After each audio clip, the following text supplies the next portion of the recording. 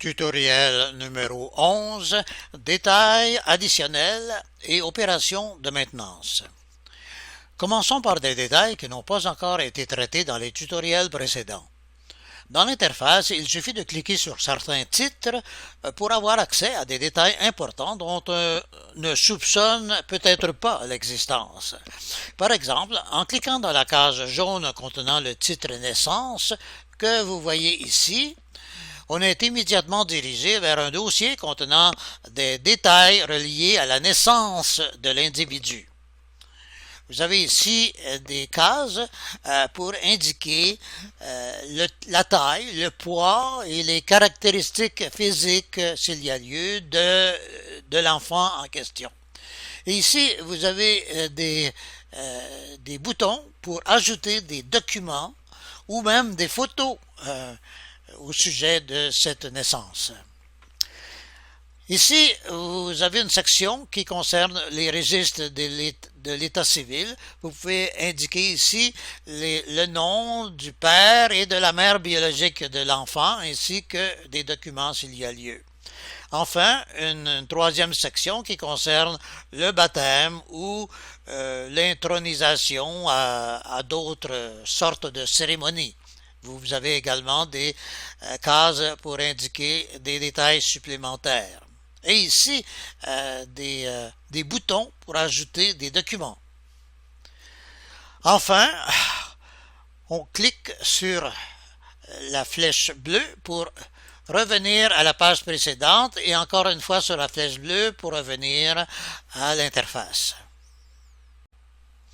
En cliquant sur la case jaune contenant le titre Décès que vous voyez ici, on est dirigé vers un module contenant d'autres détails sur le décès de l'individu.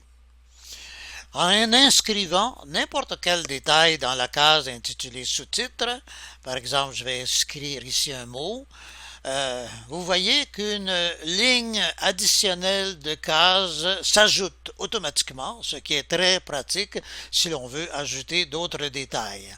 En plus, la date et l'heure de l'inscription du détail s'est ajoutée automatiquement. Cependant, on pourrait corriger cette information manuellement. On peut même les enlever si l'on veut, comme ceci. De plus, nous avons ici des boutons pour ajouter des fichiers sur le disque dur de l'ordinateur. Et ici, vous avez un autre bouton pour ajouter des liens vers l'Internet au cas où il y aurait des articles dans Internet concernant le détail en question. Enfin, on peut supprimer le détail en cliquant sur le petit X que vous voyez ici, oui, et une autre fois, puisqu'il y a deux lignes.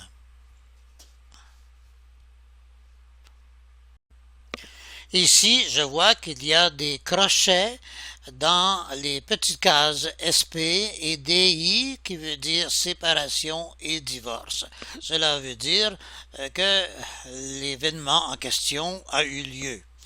Alors, en cliquant une première fois sur l'une de ces deux cases, nous changeons évidemment le cadre de l'épouse, qui est maintenant la deuxième épouse de Roberto Alagna, et nous recliquons encore sur la petite case pour accéder aux détails supplémentaires. Alors, c'est le même principe que nous avons expliqué tout à l'heure. Alors, cette fois-ci, je ne les supprimerai pas puisque ce sont des détails réels. Alors, je clique donc sur la flèche bleue et l'autre flèche bleue pour revenir à l'interface.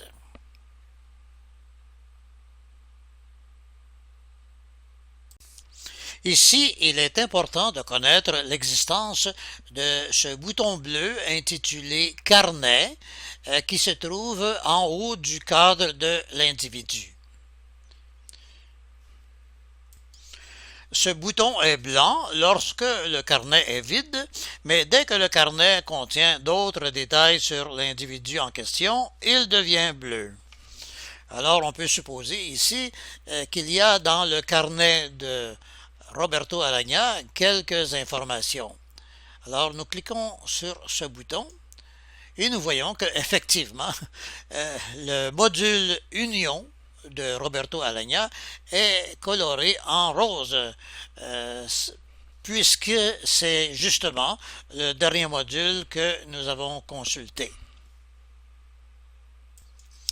Mais mis à part les 5 premiers modules, vous n'utiliserez pas ce carnet universel pour les étrangers ou les gens que vous ne connaissez pas. Vous utiliserez ce carnet que pour vous-même ou pour des gens de votre proche famille, vos enfants par exemple. Il contient une panoplie de domaines de la vie courante qui peut constituer un trésor d'informations sur la vie de l'individu en question.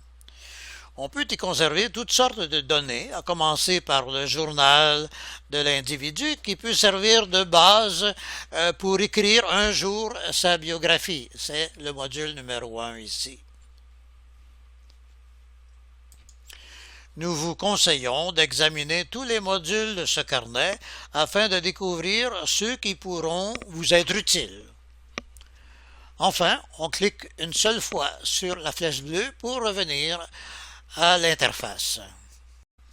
D'une façon générale, il faut savoir que toutes les cases du cadre de l'individu sont dynamiques, dans le sens qu'on peut toujours rattacher leur contenu à des maps ou à des documents en cliquant sur l'un des boutons qui se trouve au bas du cadre.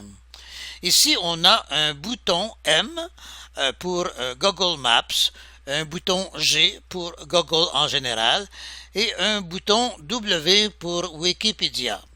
Par exemple, si je mets en jaune la case qui contient Alagna, le nom de famille, eh bien, je peux cliquer sur G et obtenir un article sur Roberto Alagna, comme vous voyez. Alors, je clique sur le petit X pour fermer la page et je peux également faire la même chose pour n'importe quelle des cases qui se trouvent dans ce cadre. Par exemple, je prends cette case-ci, Clichy-sous-Bois, que je colore en jaune, et si je clique sur la lettre G pour Google, eh bien, j'obtiens la description qu'en donne Wikipédia de la ville Clichy-sous-Bois, qui est la ville où est né Roberto Alagna.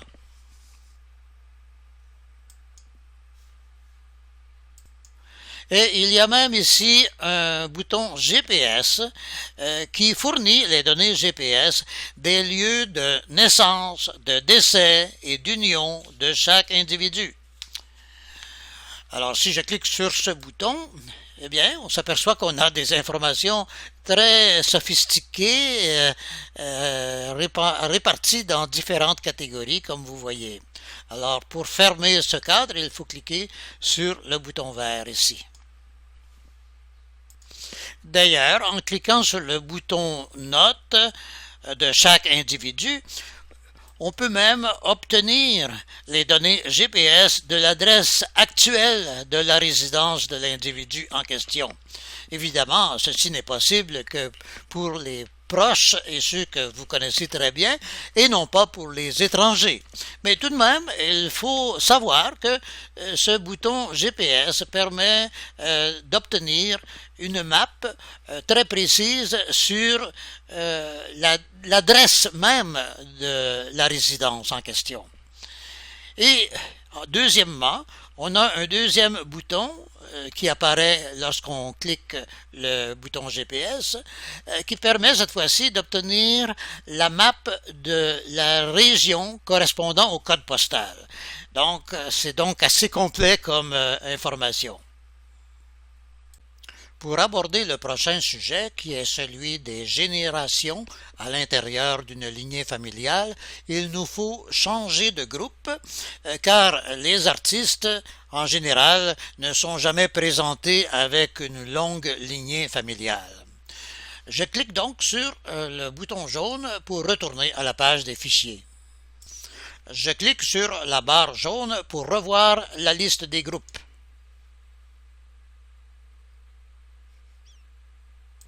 Je clique sur le groupe lignée familiale et sur la lettre M afin de trouver un groupe ou plutôt un fichier qui commence par la lettre M. Alors je choisis celui-ci, le fichier Marsil, qui contient 1156 individus. J'arrive par hasard sur la fiche d'Alphonse Marsil qui a épousé Florida Lamar le 30 novembre 1888 à Montréal, Québec.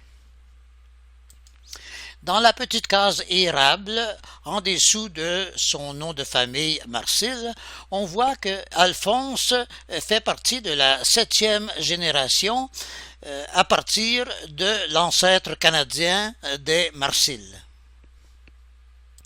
Mais comment est-on arrivé à ce résultat?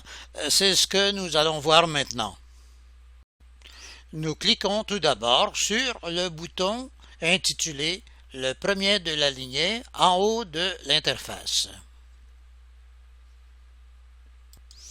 Par définition, le premier de la lignée n'a pas de parents, il ne peut avoir que des enfants. Alors, celui qu'on voit ici s'appelle Jehan, Marcilly ou Marsillès. C'est qu'on a vu ce nom écrit de deux façons, probablement à cause de l'interprétation du son qu'on entendait. Jehan serait né en 1580 et il aurait épousé Meurice d'Auvergne le 1er juin 1602 à Saint-Omer, au Pas-de-Calais en France. Ce n'est pas lui l'ancêtre canadien, car il n'est jamais venu au Québec. On ne peut donc que laisser intact le point d'interrogation qui se trouve dans la petite case érable en dessous de son nom de famille. Cliquons donc sur la flèche bleue ici pour remonter ce couple d'une génération. Nous avons donc ici M. Gilbert Marcilly ou Marcille, qui est né en 1604 et qui est décédé en 1658. Lui non plus n'est pas venu au Québec, puisqu'il est décédé à Saint-Omer, au Pas-de-Calais, en France. Il a épousé en premières noces Jehanne Bernoult en 1626 à Saint-Omer, Pas-de-Calais, et en deuxième noces Pétronille Clairbout le 11 janvier 1637, toujours à Saint-Omer. Et c'est l'un des enfants nés de la deuxième union qui a émigré au Québec. Nous cliquons donc sur la flèche bleue pour remonter ce couple d'une génération.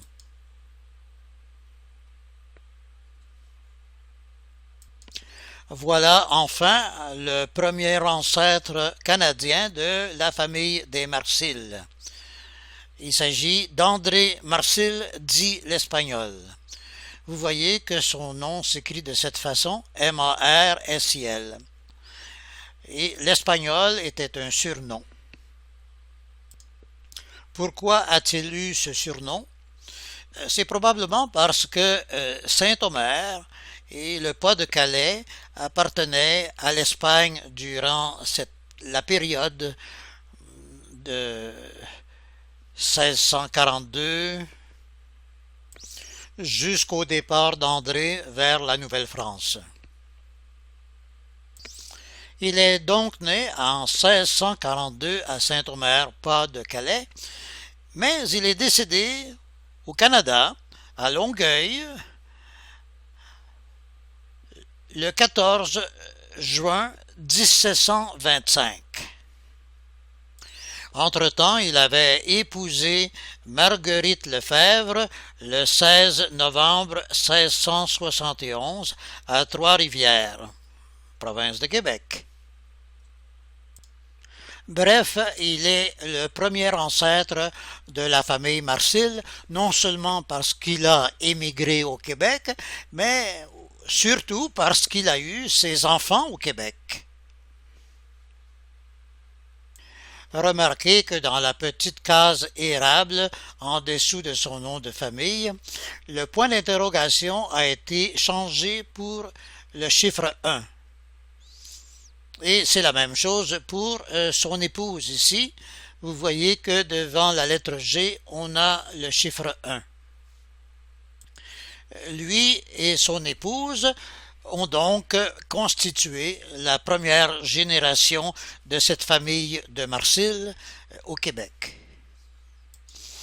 Dès lors, tous les descendants de ce couple auront un chiffre séquentiel correspondant à la génération dont ils font partie dans la petite case érable en dessous de leur nom de famille. Le prochain sujet sera celui des opérations de maintenance.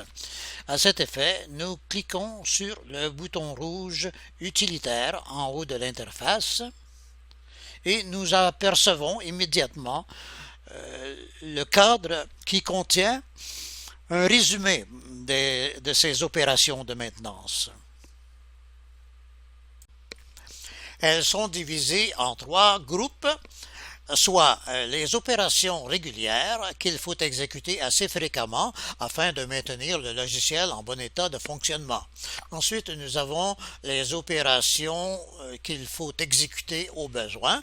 Enfin, les opérations qui sont parfois un peu plus longues à exécuter. En cliquant sur le bouton rouge, on a accès à la première opération qui consiste à fusionner les noms en double dans les 3 dictionnaires. Il s'agit d'un nettoyage qui permet d'assainir les 3 dictionnaires à la fois. C'est donc une fonction très utile. N'hésitez donc pas à cliquer sur Oui.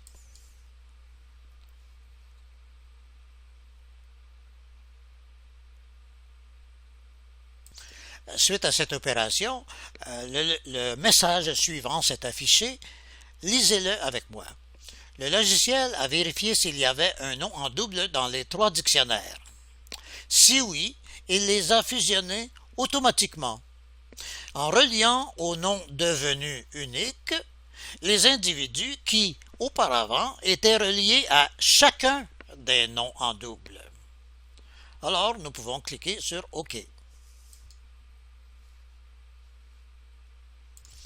L'opération suivante permet de supprimer du dictionnaire les noms et les prénoms inutilisés et parfois devenus inutiles. À l'avenir, vous pourrez en créer d'autres plus pertinents ou correspondant davantage à vos besoins. En d'autres termes, il est toujours possible d'enrichir le dictionnaire avec des noms nouveaux, et cela continuellement selon les besoins. Alors, nous cliquons sur Oui, car c'est également une opération très importante et très utile.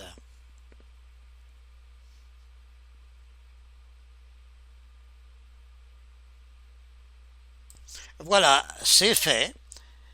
Et la dernière opération consiste à corriger, s'il y a lieu, évidemment, les chiffres romains ainsi que certaines particules dans les prénoms.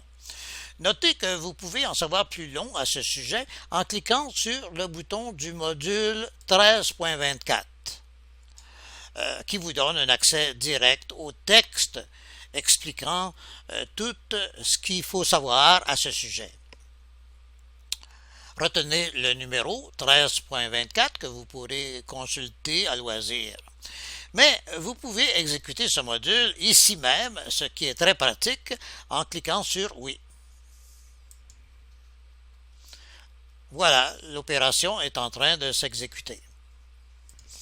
À la fin, un message nous dit que l'opération est terminée et nous cliquons sur OK.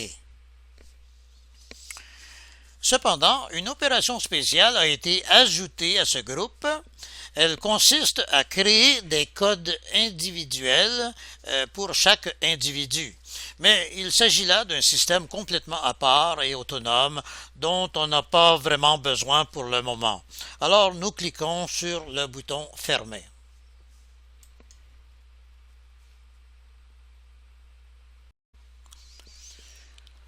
Contrairement aux opérations régulières, les opérations des deux autres groupes doivent n'être faites que de temps à autre selon les besoins.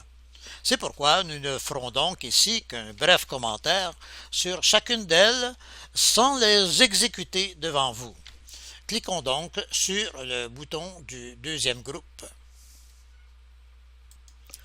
La première opération de ce deuxième groupe consiste à mettre les unions en ordre chronologique, c'est habituellement les dates de mariage, tout en plaçant à la fin celles qui n'ont pas de date. Ensuite, cette même opération assignera automatiquement les numéros d'union séquentiels à toutes les unions du système dans le nouvel ordre qui en résultera. Notez que cette opération ne vous empêche pas de corriger les numéros d'union en tout temps, cas par cas et manuellement dans l'interface. Toutefois, si vous préférez conserver toutes les unions dans leur ordre de saisie originale, c'est-à-dire dans l'ordre que vous les avez vous-même inscrites, en ce cas, il vaut mieux évidemment annuler cette opération. Comme nous n'exécuterons pas cette opération, eh bien, il faut cliquer sur le bouton bleu Annuler. Ici, nous avons la deuxième opération qui consiste à mettre les enfants en ordre chronologique, c'est-à-dire ici leur date de naissance, tout en plaçant à la fin ceux qui n'ont pas de date. Ensuite, cette opération assignera automatiquement un numéro d'enfant séquentiel à tous les enfants du système dans le nouvel ordre qui en résultera. Notez que cette opération ne vous empêche pas de corriger les numéros d'enfants, cette fois-ci, en tout temps, cas par cas et manuellement dans l'interface. Toutefois, si vous préférez conserver tous les enfants dans leur ordre de saisie original, c'est-à-dire dans l'ordre que vous les avez vous-même inscrits, eh bien, il vaut mieux en ce cas, évidemment, annuler cette opération. Comme nous ne ferons pas cette opération, il faut évidemment cliquer sur le bouton bleu Annuler. Ici, on nous demande si nous voulons faire la vérification des critères pour les dates. Comme ces dates ou ces critères plutôt n'ont pas été changés pour cette version, eh bien, nous devons cliquer dans ce cas-ci sur Non. Ici, on nous demande si nous voulons faire la mise à jour des cases G. Les cases G sont les petites cases érables que nous venons de voir en dessous du nom de famille des individus. Elles indiquent le numéro de la génération dont fait partie chaque individu à partir de la première génération qui est celle du premier ancêtre de la lignée. Mais, à vrai dire, cette opération ne doit être faite que lorsque nous changeons le chiffre 1 dans la case de celui qui avait ce chiffre auparavant. Donc, nous cliquons sur Non pour le moment. D'ailleurs, quand nous changeons ce chiffre, la mise à jour des autres cases se fait automatiquement. Donc, c'est évident qu'ici, nous cliquons sur Non. Ici, on nous demande si nous voulons mettre à jour la case DC de la fiche des individus indiquant ceux qui sont décédés. le tout selon les critères que nous avons acceptés ou établis au module 13.2. Notez que vous pouvez vous-même changer ces critères en vous rendant dans le module 13.2. Si vous voulez mettre à jour la case DC de tous les individus du fichier en cours, et le faire automatiquement, vous cliquez sur oui. Sinon, si vous voulez le faire plus tard, vous cliquez sur non. Dans ce cas-ci, nous cliquons sur non.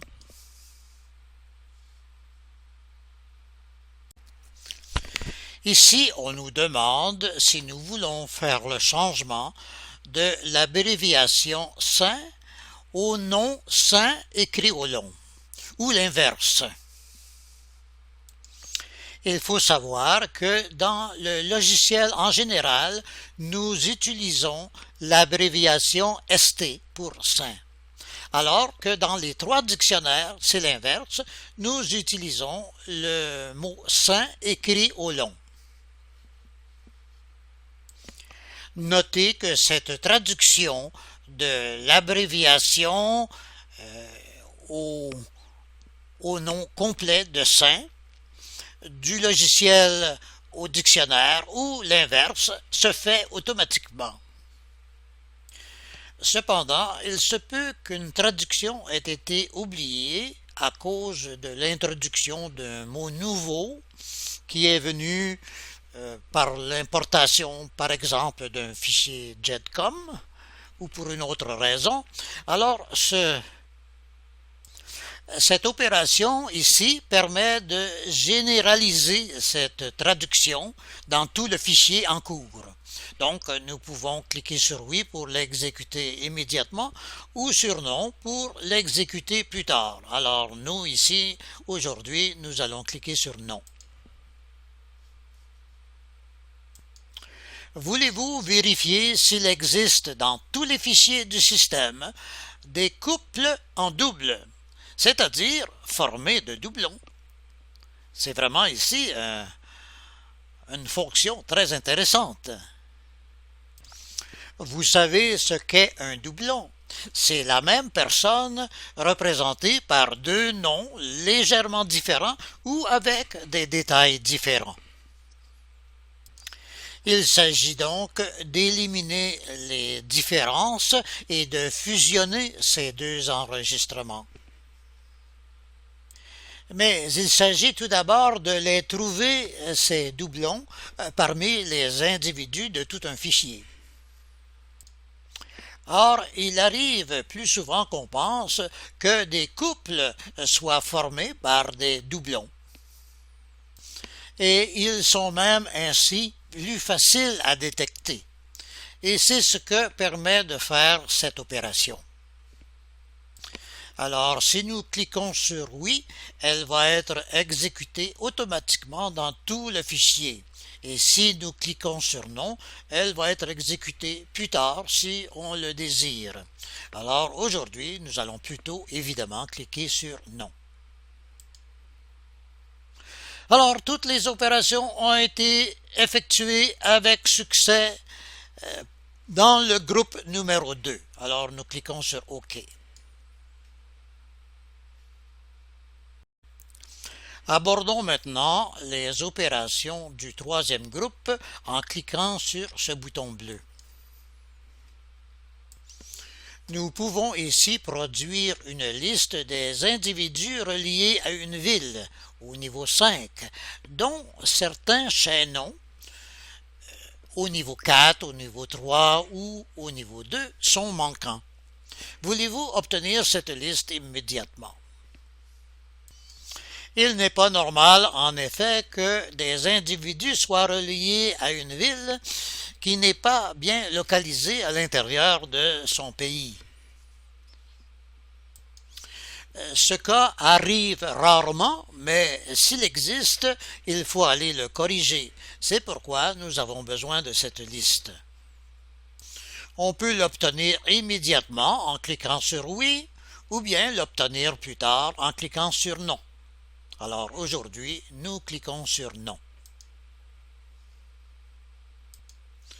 Voulez-vous faire la mise à jour des codes M, F, X et point d'interrogation pour les prénoms? Notez que cette opération peut être plus longue que les autres car elle dépend du nombre de fichiers ou d'individus en traitement. Mais que peuvent dire ces codes M, F, X et point d'interrogation? M est le code pour les prénoms qui sont habituellement attribués à des hommes. F est le code pour les prénoms qui sont habituellement attribués à des femmes. X est le code pour les prénoms qui sont habituellement attribués aux deux sexes. Et le point d'interrogation remplace un prénom qui n'existe pas pour un bébé nouveau-né qui est décédé, par exemple. Ces codes sont importants car ils déterminent souvent s'il est normal que la personne soit placée à droite ou à gauche dans l'interface. Si une personne a un prénom M et qu'il est placé à gauche, ou plutôt à droite, alors qu'il est un homme, eh bien, il y a sans doute une erreur qu'il faut vérifier. À l'inverse, si une personne a un prénom avec le code F et qu'il est placé à gauche, eh bien, il y a probablement une erreur, du moins, il faut le vérifier. Enfin, si quelqu'un a un prénom avec le code X, il peut être placé d'un côté ou de l'autre, alors parfois il faut également le vérifier. Notez qu'il peut y avoir des différences à ce sujet d'un fichier à un autre, car aujourd'hui il y a beaucoup de prénoms nouveaux qui peuvent être attribués aux deux sexes. En ce cas, ils seront dotés du code X. Cette opération permet donc de faire la liste de tous les changements qui ont eu lieu au sujet de ces codes de prénoms à l'intérieur d'un fichier. On peut donc produire cette liste immédiatement en cliquant sur Oui ou la faire plus tard en cliquant sur Non, et c'est évidemment cette option que nous allons choisir aujourd'hui. Voulez-vous appliquer le système du module 24 aux noms de villes qui sont bilingues ou trilingues? Si vous voulez en savoir plus long à ce sujet, vous n'avez qu'à consulter le module 24 dans les utilitaires. Les villes n'ont habituellement qu'un seul nom officiel. Mais certaines grandes villes connues internationalement sont souvent désignées par des noms traduits dans une ou plusieurs langues. Nous devons en tenir compte dans ce logiciel, c'est pourquoi nous pouvons ajouter deux noms traduits en plus du nom officiel en les séparant par des diagonales. Cependant, pour qu'on puisse retrouver cette ville par un nom ou par un autre, il faut que le logiciel place ces noms en premier, chacun d'entre eux en premier, dans une liste adéquate. Ce processus peut être effectué automatiquement par le logiciel. Et il peut le faire immédiatement dans tout le fichier si l'on clique sur Oui. Mais si l'on clique sur Non, il peut le faire plus tard au moment désiré. Aujourd'hui, évidemment, nous cliquons sur Non. Et voilà, l'opération est terminée. Cependant, on a ajouté une fonction qui était utile antérieurement lorsque nous avions des noms avec des lettres accentuées incompatibles avec l'opération JETCOM. Mais tous ces noms, qui étaient surtout des noms vietnamiens, ont tous été corrigés. Mais il pourrait y en avoir qui se présentent, sait-on jamais, dans le futur. À ce moment-là, vous pouvez cliquer sur oui et effectuer la conversion de ces noms incompatibles,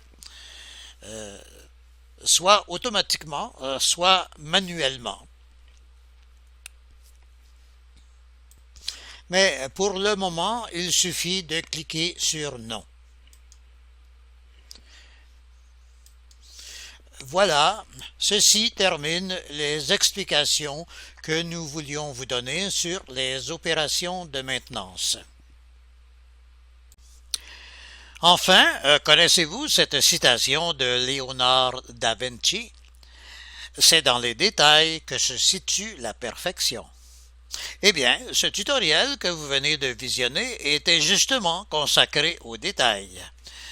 Nous espérons donc que vous avez pu ainsi parfaire votre apprentissage de ce logiciel. Merci et à bientôt.